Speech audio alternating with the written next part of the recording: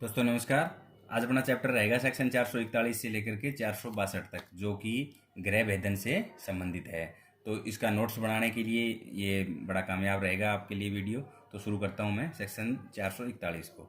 तो सेक्शन 441 के अंदर आपराधिक अत्याचार की परिभाषा दी गई है, यानी कि क्रिमिनल ट्रेसपास।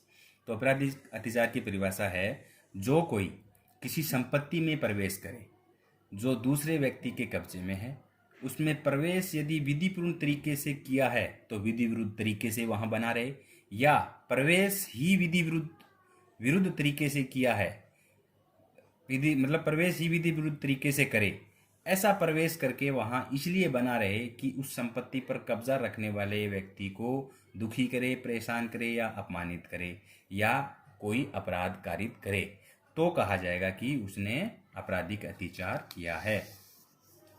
यदि गवर्नमेंट द्वारा किसी जगह को खाली करने के लिए नोटिस दिया गया है, अगर वह व्यक्ति उसके बावजूद जगह नियत समय मतलब जो तारीख दी गई है तक खाली नहीं करता है, तो वह आपराधिक अत्याचार के अंतर्गत आएगा। ये एक अमेंडमेंट हुआ था यूपी सरकार के द्वारा, तो ये भी है इसमें। अब है सेक्शन 442। सेक्शन 442 कहती है गृह अत्याचार की परिभाषा।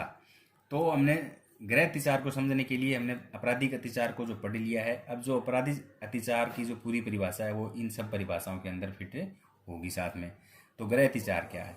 जो कोई किसी निर्माण, तंबू या जलयान में जो मानव निवास के उपयोग में आता है, या किसी निर्माण में जो उपासना स्थान के रूप में या संपत्ति की अभिरक्षा के स्थान के रूप में उपयोग होता है, इसके अंदर अगर आपराधिक अत्याचार करता है तो वह गृह अत्याचार करता है।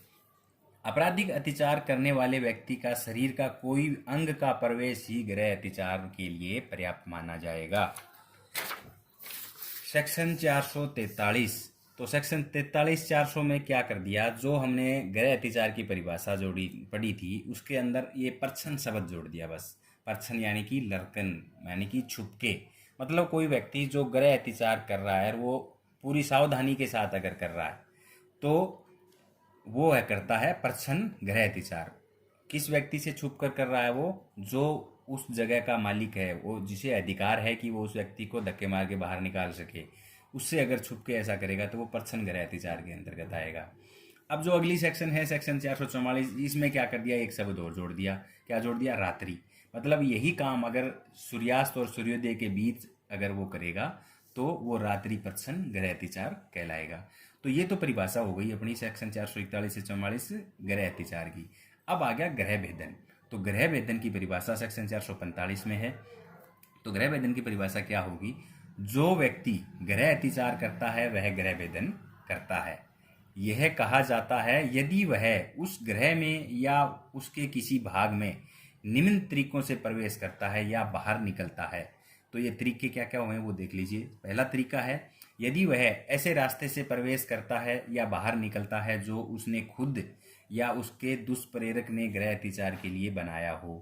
नंबर 2, किसी ऐसे रास्ते से प्रवेश करे या बाहर निकले जो मानव प्रवेश के लिए बंद किया हुआ है, या वहां तक किसी दीवार पर चढ़कर या किसी सीढ़ी के सहारे पहुंचा हो। तीसरा है इसमें ऐसे रास्ते का प्रयोग करे जो उसने स्वयं या दुष्प्रेरक ने उस गृह के मालिक की सम्मति के बिना अवैध साधनों से खोला हो। अब चौथा है इसके अंदर यदि किसी ताले को खोलकर या तोड़कर बाहर निकले या प्रवेश करे तो वो भी गृह भेदन के अंतर्गत आएगा। पांचवा है यदि प्रवेश और बाहर निकलते समय किसी आपराधिक बल का प्रयोग या हमला करने की धमकी देकर निकले या प्रवेश करेगा तो वो भी गृह भेदन के अंतर्गत माना जाएगा। छठा है इसमें ऐसे रास्ते से प्रवेश करता है या बाहर निकलता है जिसके बारे में उसे पता है कि इसे प्रवेश के लिए बंद किया हुआ है। तो अगर इन तरीकों से अगर उसने गृह अत्याचार किया तो वो आएगा गृह भेदन के अंतर्गत।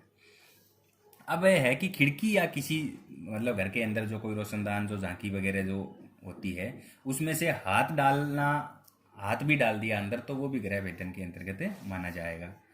ए को बी के गृह द्वार की चाबी मिल जाती है जो बी से खो गई थी। ए उस चाबी से द्वार खोलकर गृह अत्याचार करता है।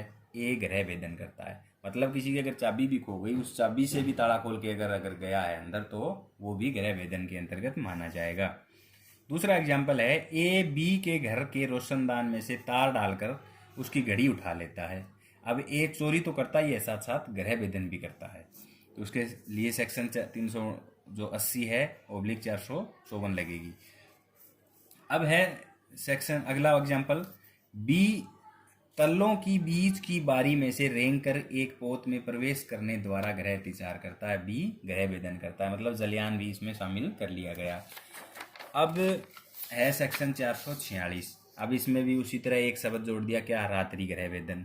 मतलब ये जो काम जो 445 में जो बताए हैं, ये काम अगर रात्रि में किया, सूर्यास्त और सूर्योदय के बीच, तो वो कहा जाएगा उसने रात्रि गृह भेदन किया है।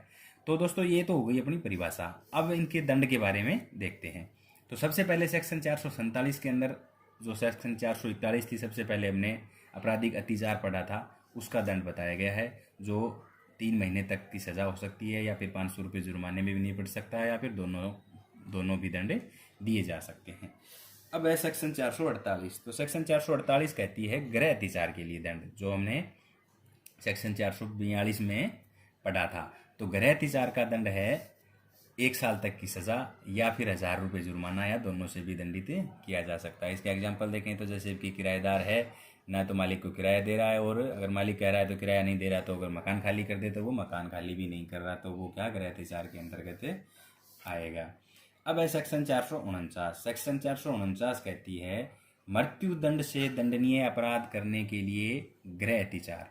कोई व्यक्ति जिसका आशय है मृत्यु, ऐसा अपराध करना जिसकी सज़ा कानून में क्या है, मृत्यु दंड निर्धारित है, तो कोई व्यक्ति उसके लिए अगर गृह अत्याचार करेगा तो इसमें सज़ा का प्रावधान है आजीवन कारावास, या फिर 10 वर्ष दोनों भांति का कारावास और जुर्माना।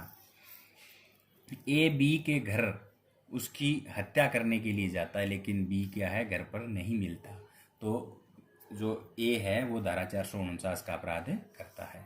सेक्शन 450 कहती है आजीवन कारावास से दंडनीय अपराध करने के लिए गृह अत्याचार अगर करेगा तो इसमें मैक्सिमम सज़ा है 10 साल तक की है, और जुर्माने का प्रावधान है। इसमें क्या है कि ये एक चीज़ नोट करना है कि ये जो धारा है ये क्रम में चलेगी। जैसे पहले मृत्युदंड आ गया, अब आजीवन कारावास आ गया, अब इससे छोटा कारावास आ जाएगा, तो इसको याद करने में बड़ी सुविधा हो जाएगी ऐसे अगर ध्यान रख लेंगे तो।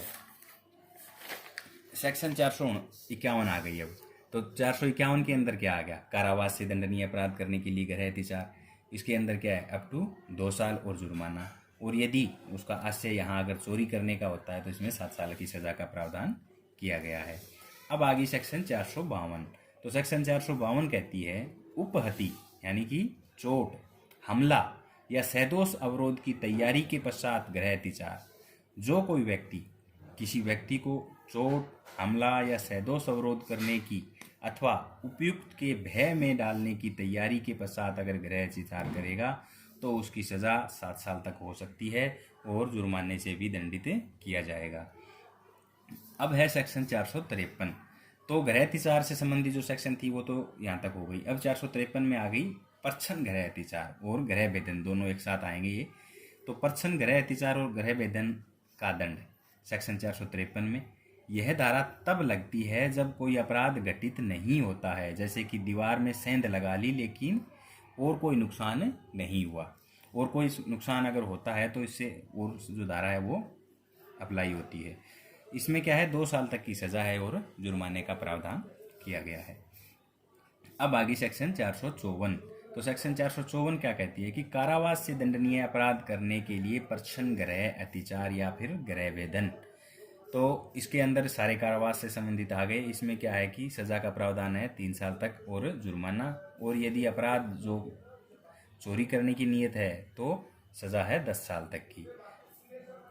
ए बी के घर में दीवार कूदकर उसका मोबाइल उठा लेता है, तो घर में कूदा तो सेक्शन 380 चोरी वाली लग गई, प्लस 454 आईपीसी ये लग गई गृह भेदन की। अब आ गई सेक्शन 455। तो 455 कहती है उपहति, हमला या सैदोष अवरोध की तैयारी के पश्चात परछन गृह अत्याचार या फिर गृह भेदन। तो इसमें 10 साल तक की सज़ा है और जुर्माना से भी दंडित किया जाएगा। तो अब एक चीज़ नोट करना, हमने सेक्शन 453 से ये शुरू किया था। तो 453 में हमने पढ़ा था कि कारावास से दंडनीय अपराध, और उसके बाद हमने 454 में 453 में क्या पढ़ा था कि जो ये पर्सन अत्याचार था और गृह भेदन इसकी सजा थी, उसके बाद कारावास से दंडनीय, और इसके बाद ये अपहति वाला मामला आ गया। अब क्या है कि काम यही है, सेम जो 453, 54, 55 में हो रहा है, यही आगे वाले 3 सेक्शनों में होगा। तो 53 से लेकर के प्रत्येक सेक्शन में 3 जोड़ देना। 53 में 3 जोड़ेंगे 56, फिर आगे 54 में 3 जोड़ेंगे 57, और 55 में 3 जोड़ेंगे तो 58, और इनके साथ एक शब्द जोड़ना है खाली, रात्रि। तो आगे वाला काम पूरा हो जाएगा, बस सजा में अंतर आएगा इनमें। 456 में क्या क्या, रात्रि प्रच्छन्न गृह अतिचार या गृह भेदन का दंड, ये 3 साल तक की सजा और जुर्माना है। 457 में कारावास से दंडनीय अपराध करने के लिए रात्रि प्रच्छन्न गृह अतिचार या रात्रि गृह भेदन, तो इसमें 5 साल की सजा और जुर्माना है। और यही यदि अपराध चोरी आशियत है तो उसके अंदर 7 साल से, तो इसमें 14 साल की सजा का प्रावधान है, 10 साल की सजा थी उसमें। अब 458 कहती है चोट, हमला या सैदोष अवरोध की तैयारी के पश्चात रात्रि प्रच्छन्न गृह अतिचार या रात्रि गृह भेदन, तो इसमें अप टू 14 साल और जुर्माने का प्रावधान किया गया है। अब लेते हैं सेक्शन 459। 459 मतलब 459 कहती है प्रच्छन्न गृह अतिचार या गृह भेदन करते समय सख्त चोट पहुंचाना या सख्त चोट मारने की या मृत्यु पारित करने की कोशिश करना। इसमें आजीवन कारावास की सजा है या फिर 10 साल की सजा हो सकती है, और जुर्माने से भी दंडित किया जाएगा। ए है जो बी के गृह में छुपकर गृह अतिचार करता है, बी उसे देख लेता है, और ए है जो बी के ऊपर फायर करता है। अब यहाँ पे अगर बी बच जाए तो उसको क्या है, अटेम्प्ट टू मर्डर की जो सेक्शन है वो तो लगेगी, साथ में 459 भी लगेगी।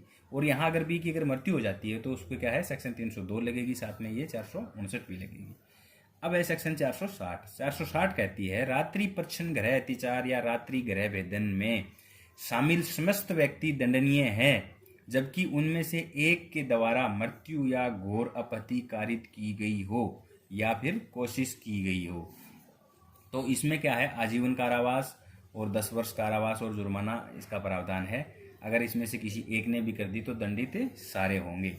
इसका एग्जाम्पल लें तो ए और उसके 3 साथी रात्रि में फैक्ट्री की दीवार तोड़कर अंदर घुस रहे थे। इस दौरान चौकीदार आ जाता है, तो उनमें से एक क्या है, चौकीदार के सिर पर वार कर देता है। अब जिससे क्या है, चौकीदार को सख्त चोट लगती है। तो अब क्या है, जो चौकीदार को जो सख्त चोट लगी है तो इसके लिए ये सारे के सारे इसमें जिम्मेदार होंगे। तो इसके साथ सख्त चोट की जो सेक्शन जो भी अप्लाई हो, 426 या 425 जो लगेगी वो तो लगेगी, साथ में ये 460 भी लगेगी। अब है सेक्शन 461। तो सेक्शन 461 क्या कहती है कि ऐसे पात्र जिसमें संपत्ति है बेईमानी से तोड़कर खोलना। जो कोई किसी ऐसे बंद पात्र को जिसमें संपत्ति हो या उसमें संपत्ति होने का उसे विश्वास हो, बेईमानी से या रिश्ती करने के आशय से तोड़कर खोलेगा तो इसकी सज़ा है अप टू 2 साल और फाइन या दोनों। तो इसमें खोलने के लिए ज़रूरी नहीं है कि वो उसे तोड़े ही, उसे अगर खोलेगा तो भी अपराध इसमें बनता है। ए जो है एक बॉक्स को जिसमें एक खोखे वाले का सामान रखा हुआ है बेईमानी से खोल देता है, तो वो क्या करेगा, वो क्या है, इस धारा का अपराध करता है। अब लेते हैं अगली सेक्शन 462। तो सेक्शन 462 कहती है कि उसी अपराध के लिए दंड, मतलब जो सेक्शन 461 वाला जो अपराध है ना, उसी के लिए दंड है जबकि वह ऐसे व्यक्ति द्वारा किया गया है जिसे अभिरक्षा न्यस्त की गई है। मतलब उसी व्यक्ति के द्वारा ये अपराध किया जा रहा है जिसकी सुरक्षा में वो पात्र रखा हुआ है। इसका एग्जाम्पल जैसे लेंगे तो ये दोनों सेक्शन ही कवर हो जाएगी। जैसे कि मंदिर के अंदर दान पात्र रखा हुआ है, अगर उसी दान पात्र को राहगीर मतलब रास्ते से जाने वाला अगर तोड़ देता है तो वो तो सेक्शन 461 के अंतर्गत कवर हो जाएगा। और अगर उसका मंदिर का पुजारी ही उसे तोड़ेगा तो वो 462 में कवर हो जाएगा। तो चौकीदार जो है वो क्या है, स्वयं ही तिजोरी अगर खोल देगा तो वो सेक्शन इसके अंदर 462 के अंतर्गत कवर हो जाएगा। तो दोस्तों अपना ये चैप्टर यहीं तक था, संपन्न होता है। धन्यवाद।